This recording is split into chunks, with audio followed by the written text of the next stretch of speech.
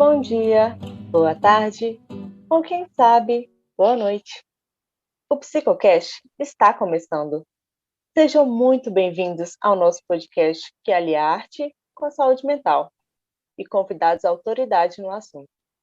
No episódio de hoje, vamos falar um pouco sobre as diferenças entre depressão e tristeza.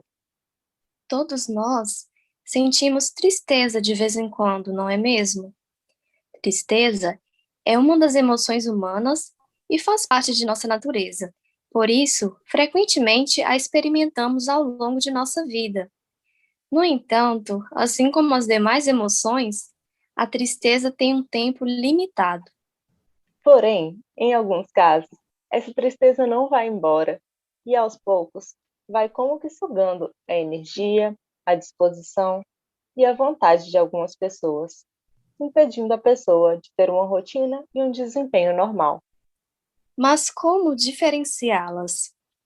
Como podemos saber que a tristeza, uma emoção normal da vida, deixou de ser tristeza e se tornou algo a mais? Que dicas, sinais e comportamentos nos indicam que a tristeza de alguém precisa ser tratada? Fiquem conosco no episódio de hoje, porque vamos esclarecer essas perguntas. Eu sou a Letícia. E eu sou a Alicia. Somos estudantes de medicina da Universidade Federal dos Vales do Jequitinhonha e Mucuri. No episódio de hoje, convidamos o Dr. Delano Freire, especialista em neuropsicogeriatria pela Universidade Federal do Rio de Janeiro. Cursou residência médica em psiquiatria no Instituto Municipal Felipe Pinel e é especialista em medicina da família. Neste episódio, convidamos também Tâmaro Chagas, mestrando em Saúde, Sociedade e Ambiente pela Universidade Federal dos Vales do Jequitinhonha e Mucuri, especialista em Desenvolvimento Humano e Educação pela Universidade de Brasília. Atualmente, é psicólogo do Núcleo de Apoio Psicopedagógico da Faculdade de Medicina do Mucuri. Muito obrigada pela presença de vocês. Bom, pessoal, espero que vocês já estejam curtindo esse podcast, que vocês gostem, do Psicocast. E eu estou aqui também para poder esclarecer sobre saúde mental, sobre tristeza, sobre depressão, sobre os estigmas que essa especialidade médica nos traz, né, e traz para todo mundo. E estamos aqui para isso, para poder, como eu digo, tem um lema comigo que seria a psiquiatria democrática. Eu quero democratizar o conhecimento em saúde mental. E para isso, nada melhor do que existir o Psicocast. Olá, pessoal. Olá, ouvintes do Psicocast. Agradeço muito por estar aqui com vocês para fazer essa conversa sobre um tema tão importante em relação a essas emoções, como tristeza, como a depressão. Espero colaborar também para o tema. Bom, para começarmos a entrar no clima da arte, das coisas bonitas da vida, trouxemos para vocês algo muito especial hoje. Fernando Pessoa. Fernando Pessoa, uma vez, escreveu algo assim: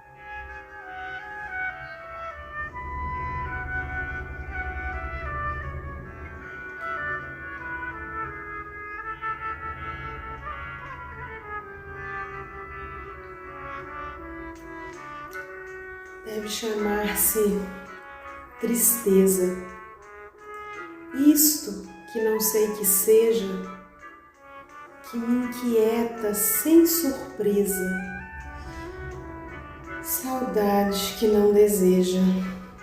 Sim, tristeza, mas aquela que nasce de conhecer que ao longe está uma estrela e ao perto está não a ter. Seja o que for, é o que tenho. Tudo mais é tudo só. E eu deixo ir o pó que apanho de entre as mãos ricas de pó. Nesse poema, o eu lírico retrata sentir uma emoção que desperta nele um turbilhão de sentimentos. Porém, não sabe ao certo como defini-la e acaba nomeando de tristeza. Mas então, Tâmaro, o que seria a tristeza? Por que sentimos essa emoção? Então, tristeza a gente pode conceituar como uma emoção que ela é caracterizada pela presença de processos internos e externos, cuja manifestação no comportamento depende, em algum nível, né, da cultura e do contexto onde o indivíduo está inserido. A existência desta emoção pode se justificar pela necessidade de adaptação. A gente está falando no sentido evolutivo mesmo, né? Uma vez que a diminuição da energia permite que o indivíduo, no momento de tristeza, foque em si mesmo e elabore o que ele está vivendo. Além disso, exteriorizar a tristeza e fazê-la reconhecida pelos outros, né, pelo membro da minha comunidade, aumenta as chances de que eu consiga suporte social, o que é algo saudável e auxilia a pessoa a lidar com a perda e com o sofrimento.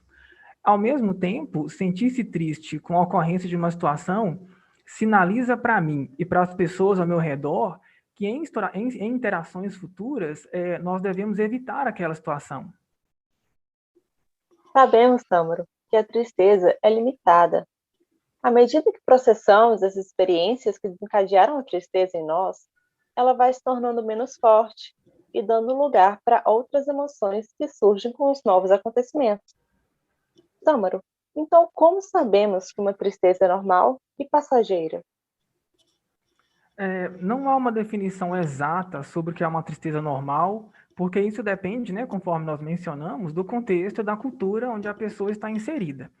Assim, não encontraremos consenso sobre o quanto tempo uma pessoa deve ficar triste em relação à perda de um ente querido, por exemplo. Mas, grosso modo, podemos considerar a tristeza como algo normal ou socialmente esperado quando ela ocorre após algum fato que causou perda ou sofrimento e que, passado esse fato, observa-se a diminuição da tristeza e o retorno da pessoa ao estado de humor anterior e às suas atividades diárias. É importante enfatizar também que existem alguns parâmetros que a gente estabelece, né, na psicologia, nas ciências como um todo, que podem auxiliar a identificar quando a tristeza deixa de ser algo com uma característica adaptativa e passa a ser algo prejudicial. Então, de modo geral, esses parâmetros eles se relacionam à intensidade, à frequência, à duração dos comportamentos que uma pessoa triste exibe e aos prejuízos que essa pessoa experiencia no contexto em que ela vive. Doutor Delano, e quando essa tristeza, ela deixa, né, de ser passageira e se torna algo patológico, não vai embora e prejudica a qualidade de vida da pessoa? Por que isso acontece? Alice, uma coisa interessante que eu acho que a gente tem que passar para as pessoas que estão aqui nos ouvindo é sobre como é que a gente vê, assim, como é que a gente faz diagnóstico em psiquiatria, né, em saúde mental. Diferentemente de todas as outras áreas da medicina, tem várias especialidades da medicina, são mais de 50.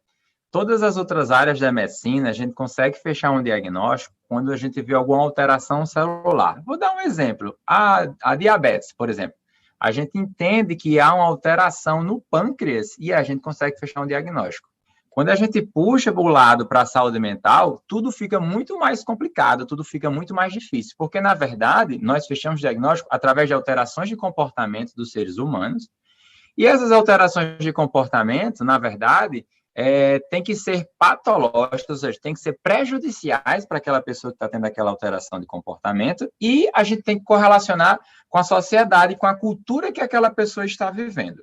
Então, vamos trazer especificamente para o quadro de depressão e para o quadro de tristeza, para a gente saber como é que a gente consegue fazer essa diferença. Nós brasileiros aqui, nós psiquiatras, nós que trabalhamos com saúde mental, também psicólogo também, quando pensa em fechamento do diagnóstico, segue uma linha de raciocínio de estudo com um livro que se chama DSM-5, que na verdade é o Manual Diagnóstico Estatístico, feito pelos psiquiatras americanos, e hoje já existe o DSM-5, né? Está na quinta edição dele. É um pouco mais, mas coloca como sendo a quinta edição. E o que é que acontece? Lá tem todos os critérios diagnósticos para mostrar as alterações de comportamentos que são disfuncionais para a pessoa, né? Para aquele indivíduo. Uma pessoa triste, nós conseguimos entender o que é a tristeza, né? A tristeza é aquele momento que você fica mais recluso, que você se sente mal por algo que aconteceu com você, e aquilo geralmente é passageiro. Durante o próprio dia inteiro, né? Nós podemos acordar um pouco mais alegre, ficar talvez em algum momento receber alguma notícia ruim e ficar um pouco entristecido, né? Quando a gente passa para o grau de depressão, o grau de depressão é algo mais prolongado em relação a dias. Quando nós falamos em depressão, ele pode sim estar com um quadro de tristeza associado. Geralmente, dos critérios diagnósticos mais importantes que a gente fala é a tristeza e a falta de prazer em coisas que antes lhe dava prazer. E temos o entendimento neurobiológico, né, neuroquímico de uma depressão como uma doença que seja inflamatória também. Muitas das vezes a depressão é crônica, porque a gente consegue entender a depressão como algo inflamatório crônico do cérebro, né? É difícil, às vezes, ter esse entendimento. Nas outras especialidades médicas, nós conseguimos fechar o diagnóstico através de exames laboratoriais, exames de imagem, e mostrar para o paciente. Hoje em dia, na psiquiatria, ainda isso continua muito difícil. Temos o entendimento que a depressão, que é algo bem mais grave, né?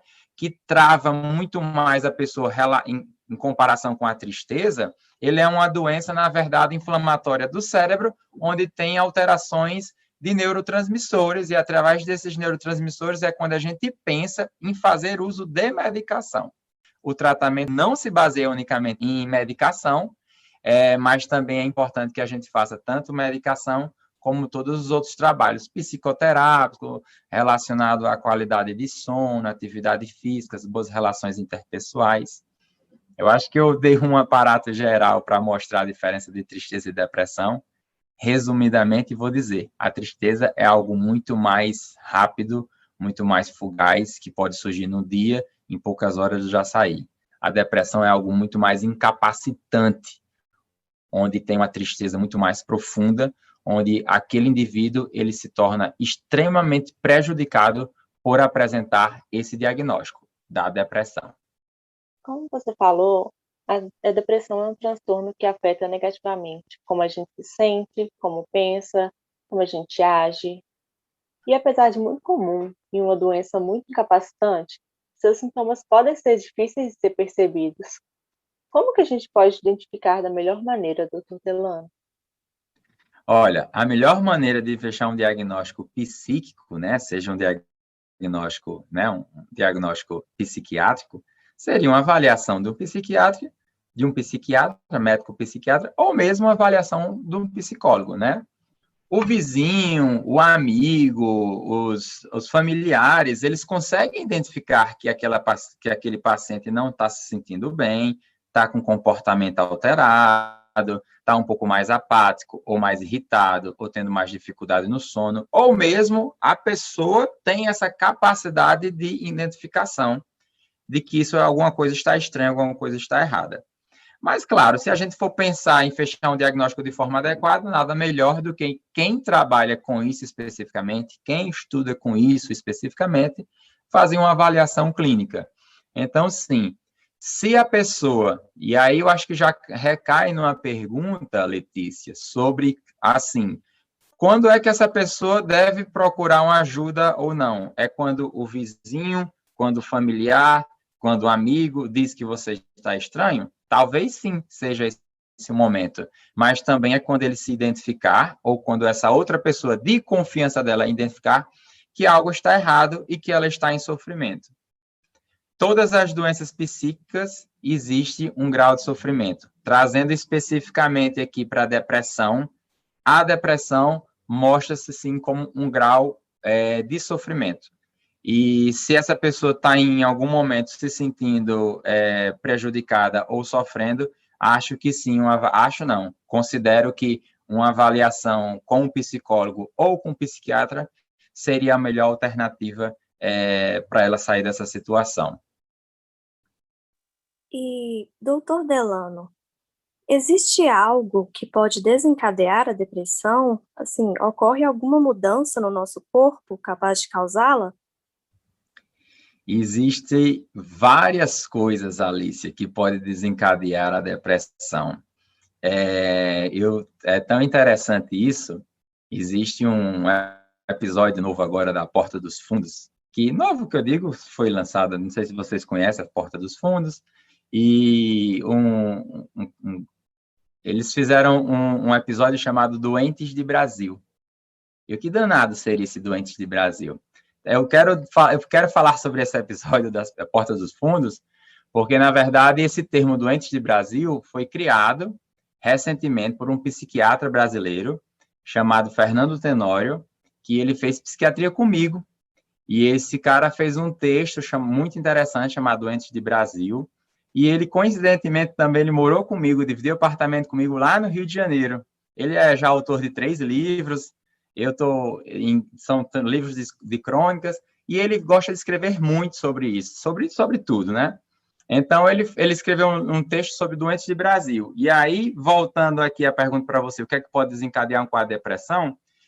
Todos os fatores que você considera como estressores, né, os estressores sociais, estressores externos, ele pode, de alguma maneira, alterar a sua bioquímica corporal, cerebral, e fazer um adoecimento em você.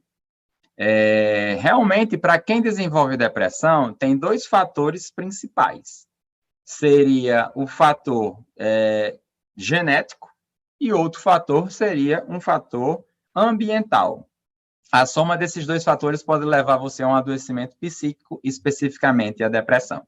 Quando eu falei em Doentes de Brasil, muito provavelmente as pessoas hoje em dia, não só pela situação pandêmica, mas por toda a situação política, de muita bipolaridade, vamos dizer assim, em termos de situação com seus amigos, com seus familiares. Quantas famílias e quantos amigos não estão brigando por política, não estão brigando pelo país, estão tendo que ficar, por exemplo, isolados em casa pela situação da pandemia. E tudo isso é muito estressor. E aí, isso é um ponto que, ambientalmente, você ficando de uma forma mais estressante, você pode desenvolver uma alteração neurobiológica em você e você desenvolver um quadro de depressão. Claro que tem pessoas que sofrem mais do que os outros, e essas pessoas que sofrem mais do que os outros, às vezes está correlacionada às suas genéticas, que a genética ela está mais propensa a desenvolver um quadro de depressão. As relações interpessoais são muito importantes. Os objetivos que você tem na vida e você tenta buscar são muito importantes. Então, tudo que o ambiente favorece a você, tudo que o ambiente te oferece, pode levar você a um quadro de depressão ou um quadro que você não fique deprimido. Uma área muito recente da psiquiatria, que eu ainda falta estudar muito, quero aprender muito sobre isso, se chama psiquiatria nutricional. Ou seja, o entendimento de que você é aquilo que você come, que é dito há tantos mil anos atrás. Isso aqui a gente está conseguindo comprovar. Por quê? Porque as doenças depressivas, a depressão especificamente, como eu já falei, é uma doença inflamatória. Então, se você se alimenta de alimentos que são inflamatórios, esses alimentos vão poder aumentar a sua probabilidade e chance de você ter um quadro de depressão. Então, como eu bem falei, a depressão ela é multifatorial. Tem um fator genético, que é importante, que pode desenvolver ou não, e a gente não tem como especificar ou fazer uma avaliação genética para esse paciente para saber se ele tem ou não, mas a gente identifica se na família tem muito quadro de depressão e a gente pode ver que essa pessoa pode ter um aumento de probabilidade de ter depressão. E outra coisa que pode ter é o ambiente. Aí o ambiente é multifatorial, é a relação interpessoal, é a forma como você está convivendo, é a sua relação de trabalho, é saber se você vai estar tendo condições de viver bem ou não, se você mora numa casa boa ou numa casa ruim, se você está tendo condições financeiras para lidar e dar um sustento bom para a sua família ou não. Então, tudo isso está muito correlacionado com essa possibilidade de você ter ou não, um aumento de probabilidade de você ter ou não um quadro depressivo. Apesar de não ser fácil lidar com a depressão, que bom que existem recursos que podemos utilizar para amenizar o sofrimento e trazer conforto para quem está passando por isso. Tâmaro, como podemos ajudar alguém com depressão? E quais recursos também podemos usar na nossa vida para lidar com essa tristeza ou com uma falta de energia, falta de vontade? Sim, há vários recursos que a gente pode lançar a mão, né? Primeiro, entendendo que depressão não é frescura, falta de fé ou um simples desânimo, mas uma doença, né? Como o doutor Delano já descreveu para a gente, que precisa de cuidados médicos e psicológicos. Em segundo lugar, oferecendo um apoio, né, para que a pessoa busque e se engaje no tratamento. Para lidar com esses sintomas de depressão que a gente está descrevendo, né, como a tristeza, a falta de energia ou falta de vontade, a gente pode citar dois recursos principais, assim, que seriam os medicamentos e psicoterapia. Além disso, para o nosso dia a dia, de modo preventivo até, podemos também cultivar o autoconhecimento, ter relações interpessoais significativas, né, com as pessoas da nossa família, com o trabalho, trabalhar em algo que atenda às nossas aspirações sociais e profissionais, praticar atividade física regularmente, nesse momento agora da pandemia, tem que ter esse cuidado, né, ainda com locais abertos, né, e possuir momentos de lazer também. Há uma restrição devido à pandemia para evitar aglomeração, mas a gente pode sim ter um momento de lazer em casa, com as pessoas da família, com as pessoas que a gente gosta. Essas atividades, né? Então, um recurso medicamentoso com o médico, com o psiquiatra, a psicoterapia, além de atividades de lazer, conforme eu citei aqui, são também recursos preventivos para lidar com essa doença, né? Com essa tristeza que você descreve também. Então, por ser difícil de perceber e estar associada a estigmas, julgamentos, as próprias pessoas que sofrem com a depressão, elas podem ser resistentes a buscar, né, esse tratamento, esses recursos. Tâmaro, como incentivar uma pessoa com depressão a buscar essa ajuda profissional? Então, Alicia, primeiro ajudando essa pessoa a entender que o que ela está vivendo é diferente de uma simples tristeza, que é algo que não vai passar sozinho e que de modo algum representa uma fraqueza de caráter, falta de fé ou uma punição. É importante a gente também entender como a pessoa com depressão pode ter dificuldade em iniciar atividades. Pode ser também, né, interessante para quem está perto, para quem está próximo, informar a pessoa sobre como e em quais lugares que ela pode obter ajuda médica e psicológica. Em alguns casos, inclusive, pode-se até oferecer para acompanhar a pessoa à consulta e, após o atendimento, incentivá-la a seguir com as recomendações do profissional, aí seja médico, psiquiatra ou psicólogo, e que ela faça o uso regular das medicações, caso alguma seja prescrita, né? Sim, esses são várias coisas que a gente pode fazer para ajudar a pessoa, né? Além de simplesmente mostrar o apoio, né? Estar lá para quando a pessoa precisar. Exatamente. Aposto que muitas dúvidas sobre esse assunto foram sanadas. E agora nós sabemos lidar muito melhor com esse sentimento e com esse transtorno. Doutor Delano, Tâmaro, nós agradecemos a participação de vocês. Sejam sempre muito bem-vindos ao nosso podcast. Estamos de portas abertas para as novas entrevistas, tá bom? Muito obrigada. Nosso podcast está chegando ao fim. E como sempre fazemos por aqui, aí vão algumas sugestões de diversas produções artísticas para vocês matarem a saudade enquanto não sai o próximo episódio. Nossa primeira indicação de hoje é o livro O Demônio do Meio-Dia, Uma Anatomia da Depressão, de Andrew Solomon. Esse livro foi eleito um dos 100 melhores dos anos 2000 pelo jornal britânico The Times e é considerado uma das maiores referências quando o tema é depressão.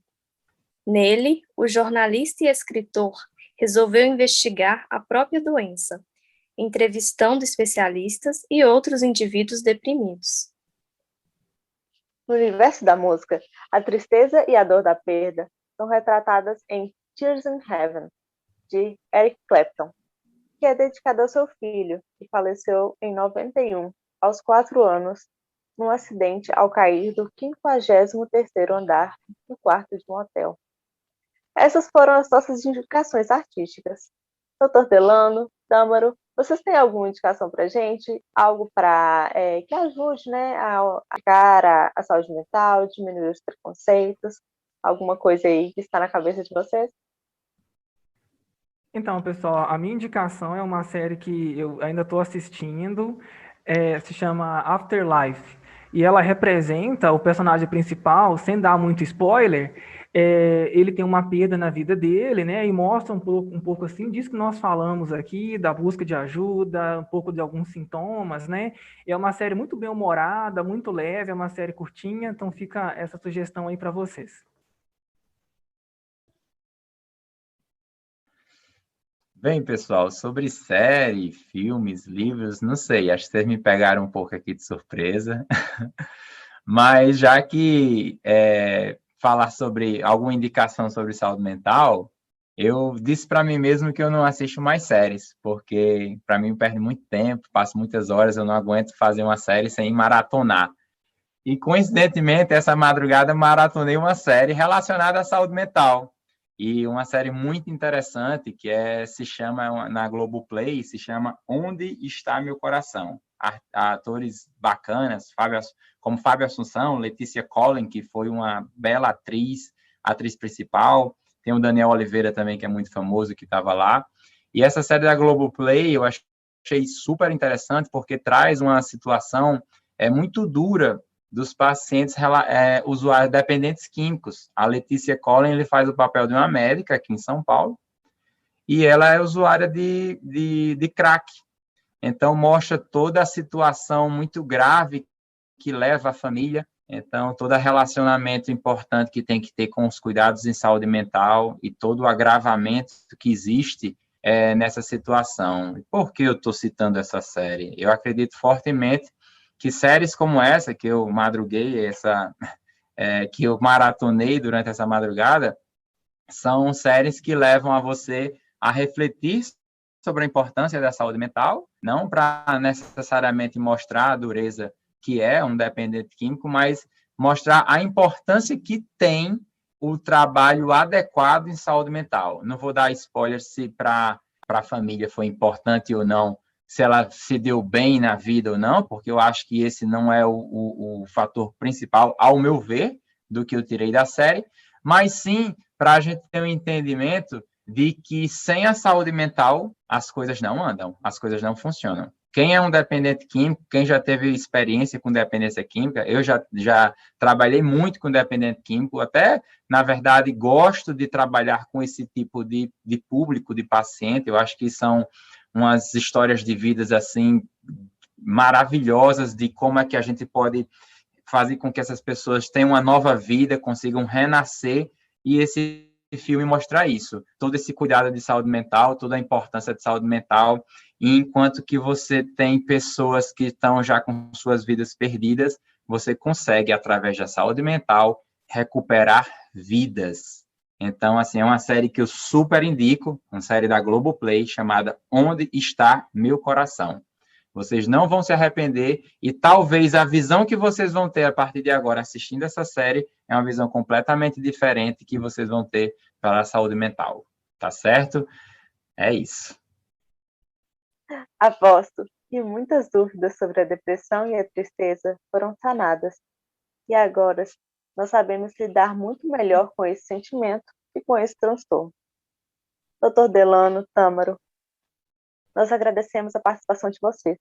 Sejam sempre muito bem-vindos ao nosso podcast. Estamos de portas abertas para as novas entrevistas. Muito obrigada. Pessoal, eu que agradeço a oportunidade. Eu acho que falar sobre saúde mental é sempre muito importante. Essa desmistificação que a gente tem que combater aqui em relação à saúde mental é de suma importância. Eu estou aqui para isso também, junto com vocês. Quero agradecer a oportunidade e, ao mesmo tempo, parabenizá-los parabenizá-las, na verdade, né? Que são 3 meninas fazendo esse podcast, pelo menos hoje aqui, junto com o Tâmaro, né? Que nos engrandecendo com seu conhecimento e que a gente está levando saúde mental para todo mundo, né? Através desse podcast. Parabéns mais uma vez, qualquer coisa me coloca à disposição. Pessoal, quem precisar em algum momento entrar em contato comigo, pode me procurar pelas redes. Eu tenho um canal no YouTube, que é meu nome, Dr. Delano Freire, e também tem meu Instagram, que é meu nome, delanofreire.psiquiatra. Qualquer coisa, pode entrar em contato por lá mesmo. Valeu, obrigado. Tchau, tchau. Ô, pessoal, agradeço pelo convite, muito obrigado, foi muito bom estar com vocês aqui, falando sobre esse tema, muito elucidativo para a gente, adorei a participação de todos aqui, muito bom ouvir o doutor Delano fazer uma explicação para a gente sobre os quadros depressivos, espero que vocês orientem as pessoas próximas em relação, né, a essa doença e que procurem ajuda também quando isso acontecer com você. Muito obrigado, me coloco à disposição, valeu. Bom, o Psicocast faz parte do projeto de Arte e Cultura, Psicoeducação, a arte no combate à psicofobia, da UFVJM, que foi criado com o intuito de melhor abordar a saúde mental e combater seus preconceitos. Nós agradecemos a vocês, ouvintes, que permaneceram com a gente até aqui. Não deixe de nos seguir no Instagram, @psico.educação, sem C cedilha e sem o tio. Lá você encontra as postagens sobre os principais temas abordados por aqui e o nome das indicações de cada episódio. E também, nessa e nas próximas semanas, você pode participar do sorteio que está rolando no nosso Instagram. São alguns exemplares dos seguintes livros de poemas do escritor Levely Medina. Os livros são A Vida é Cheia de Incongruências, Inventário e também Da Amendoeira da Minha Rua. O autor gentilmente nos enviou um áudio apresentando as suas obras. Ouça aí! Parafraseando James Bond, My name is Medina, Levely Medina. Para o filho de Teófilo Otoni, exilado de sua cidade, em razão da roda da vida, é muito proveitosa a oportunidade de falar um pouco de poesia, a pedra angular de toda a cultura do homem enquanto ser pensante. Poesia é a essência da arte e o ofício do verso é muitas vezes tortuoso. Tenho em mente o ensinamento de Carlos Drummond de Andrade no poema Procura da Poesia, publicado no livro A Rosa do Povo. Publiquei 3 livros, Inventário, A Vida é Cheia de Incongruência e Da Amendoeira de Minha Rua. Sou um leitor de poesia desde cedo, mas o grande impulso ocorreu no ginasial no início dos anos 60. Aos domingos, no Cinema Vitória, aconteciam matinês em que futuros artistas exibiam seus dotes. Foi então que um jovem subiu ao palco e declamou o poema José. Foi um arrebatamento, e a partir de então a poesia de Drummond é a que mais leio. Meu conselho, se pudesse ser capaz de aconselhar, é que todo pretendente a poeta leia e releia o poema aqui citado, se possível de joelhos em voz alta até que o tenha decorado. Eis minha história, minha folha penal, como costumo dizer. Siga também a Companhia Experimental de Artes Os Barriguinhas, que é nosso parceiro para a realização desse projeto incrível. O Instagram deles é @os_barriguinhas. E também não percam o próximo episódio, quinzenalmente, às quintas-feiras. Esperamos por vocês. Até a próxima! Tchau, tchau!